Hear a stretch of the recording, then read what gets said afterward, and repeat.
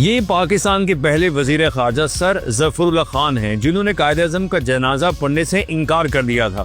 آل India Muslim league کے سرکردہ leader اور قائد اعظم کے ساتھی سر ظفر اللہ خان نے تقسیم کے وقت بڑی کوشش کی تھی کہ گرداسپور کو پاکستان میں شامل کیا جائے۔ یاد رہے کہ قادیان کا گاؤں اسی گرداسپور میں آتا تھا اور ظفر اللہ خان بھی قادیانی تھے۔ مذہبی طبقے کی جانب سے ان پر یہ اعتراض اٹھایا جاتا ہے کہ قائد اعظم کی پرزور اپیل کے باوجود ظفر اللہ خان نے سر کا خطاب واپس نہیں کیا تھا۔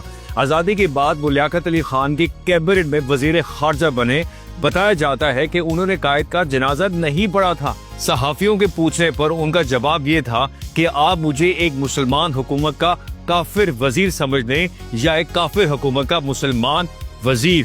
ڈان کی ایک ریسرچ کے مطابق سر ظفر اللہ خان نے جنازہ نہ پڑھنے کا یہ جواز دیا کہ جنازہ پڑھانے والا شبیر احمد عثمانی ہم قادیانوں کو دائرہ اسلام سے خارج سمجھتا ہے، تو پھر میں ایسے کسی بھی امام کے پیچھے کیسے جنازہ پڑھ سکتا ہوں۔